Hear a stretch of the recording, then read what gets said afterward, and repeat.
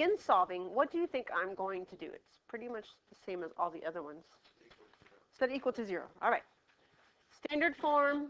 So set equal to 0 and standard form. So to set this equal to 0, what do I need to do?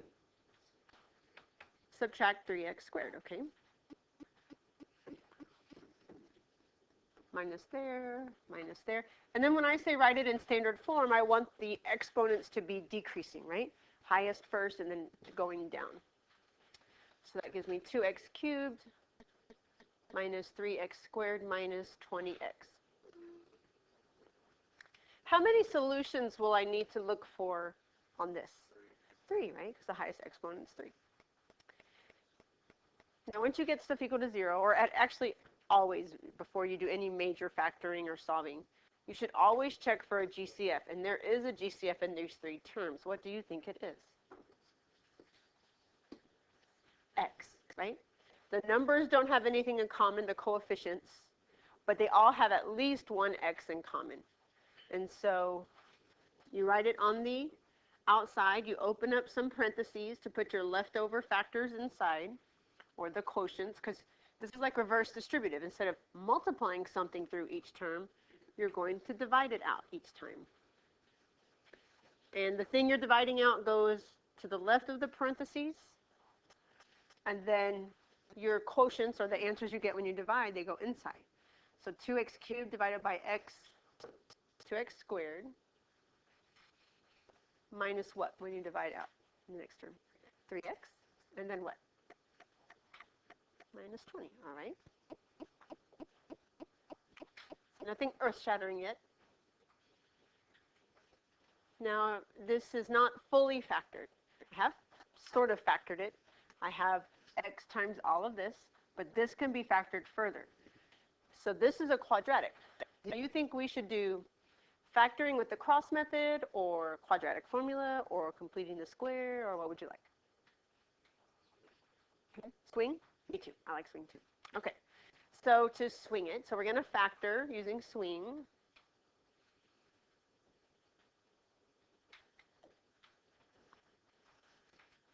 That starts out like this. What multiplies to negative 40 and adds to negative 3? What would you say? Perfect. Negative 8 and 5. What do I do next for swing? Divide by a, right? What is the a here? 2. Because we're just looking at this right here. So a is 2. So dividing those two numbers by 2, this stays 5 halves because it doesn't reduce. This becomes negative 4. And we write our two factors with those numbers, right? So x minus 4, x plus 5 halves. There's one thing I forgot to bring down, though. What do you think? I got the equal 0. The x right here. See this little lone x right there? Do not leave it behind, because that represents a solution. Last unit, when we took a GCF out when it was just a number, like if it was just a 4 there, or a 2, we could divide it off and then forget about it. But you never want to divide it off when it has a variable, because that represents one of your solutions, right? So we have to bring it down each time. We don't want to forget about it. And then to solve from here, you know, last unit we had that thing called the zero product property, which means if you have some stuff multiplied together and it equals 0, you can break them up and set each of them equal to 0 individually and solve it. But last unit, we only had 2 things we would do that with. Here I have 3 things. These are my 3 factors, the x minus 4, and the x plus 5 halves. So we just break them up and set each of them equal to 0. And then we have these little baby equations to solve.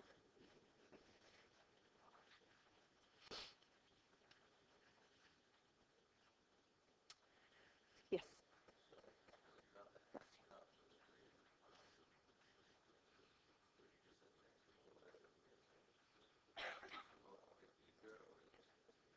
Just in this case, like Sometimes you might have your GCF at the beginning might have been like 3x squared.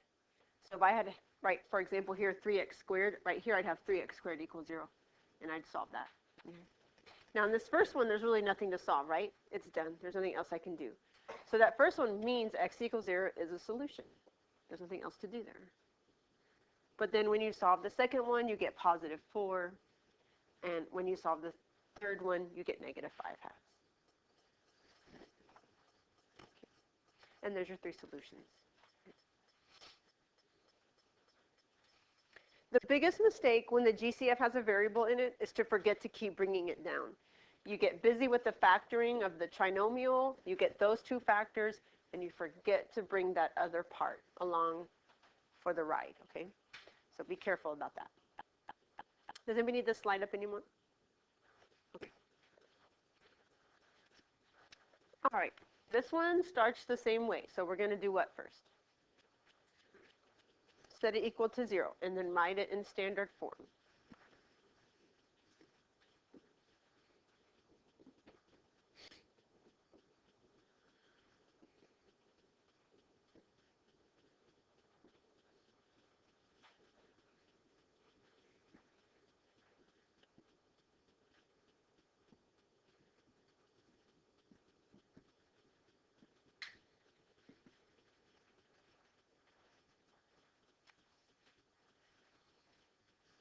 So here are our methods from last unit. Completing the square, quadratic formula, square root property, grouping.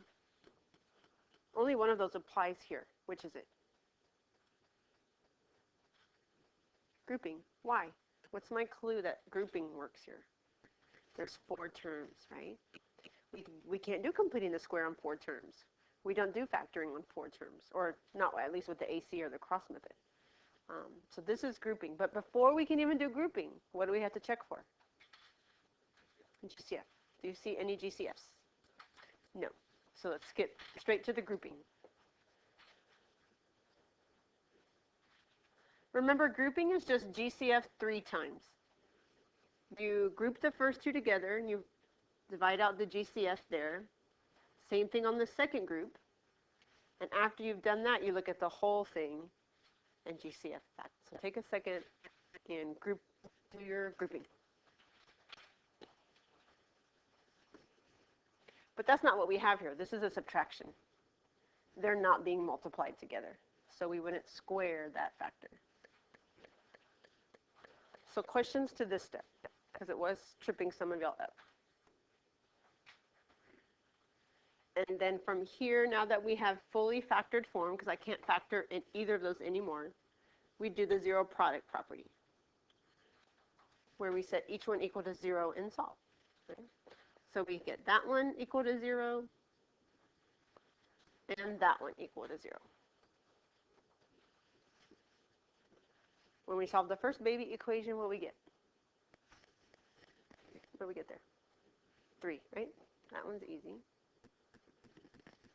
And for the second one, I add 7 to both sides. X squared equals 7.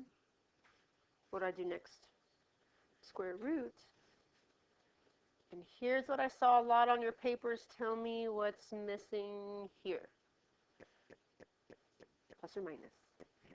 So if you got to here and you had x equals 3 and x equals square root of 7, and you thought to yourself, that's only 2 answers. I'm glad you thought that. The third solution comes right here, where you remember to put plus or minus. So it's plus or minus square root of 7 and 3.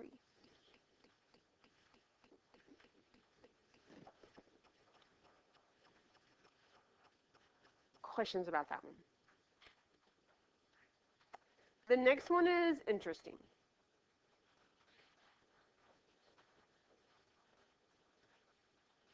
Just looking at it, x to the 4th minus 16, what do you feel like the answer is? 2. Anything else? 4? 2? If you said 2, how many solutions is that? 1. If you said 2 and negative 2, how many solutions is that? How many solutions am I looking for? So there's something else going on here, right? And so I'm going to show you how to get those other two solutions. I submit for your consideration that this is a square root property problem. Unless you remember your difference of two squares, and then you could do that as well. But I'm going to just stay with square root property because it's something we learned in the last unit. Square root property says you get your perfect square variable on one side and your constant on the other. Okay? So to begin using this property, we have to move the constant over. So that's different than the other two when we set it equal to 0. So move your 16 over by adding it.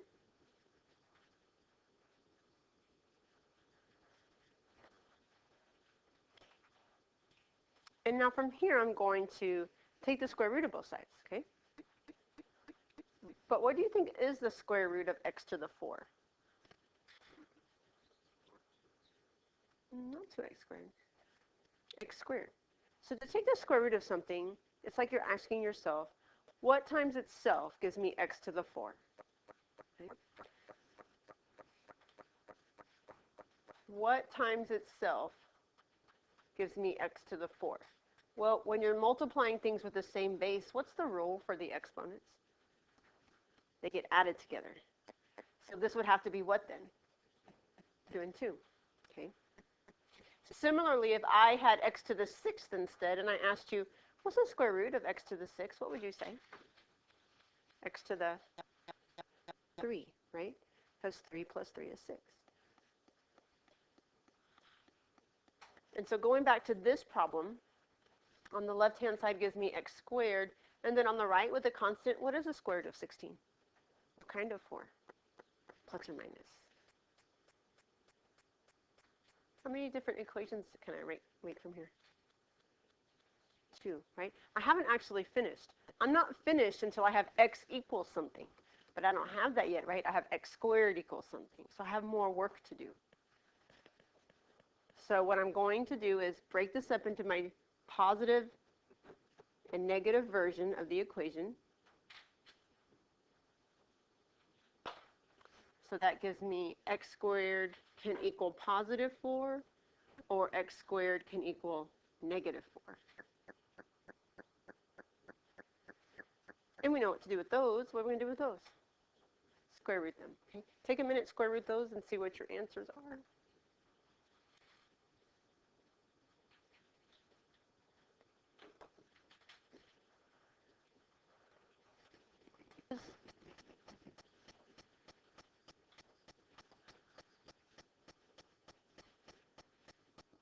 But I'm still seeing this. How many solutions is that?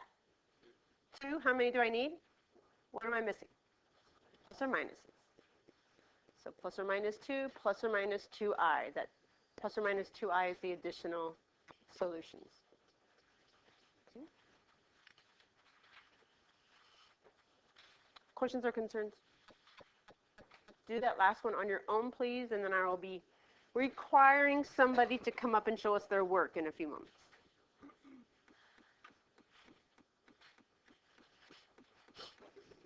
One thing I want to bring up here is like a little random factoid thing.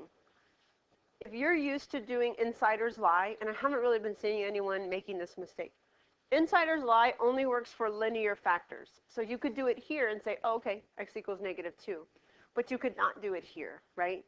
If you tried to do insider's lie here, you'd say, oh, x equals 9. But you can't. There's more math that needs to be done. You have to like set it equal to 0 and then scoot the 9 over and square root, all right? So this was good work. Any questions about the lesson today? Pretty much just like last unit, right? Just kind of a little bit, just a baby bit leveled up. I'm going to give you your homework. You may have your phones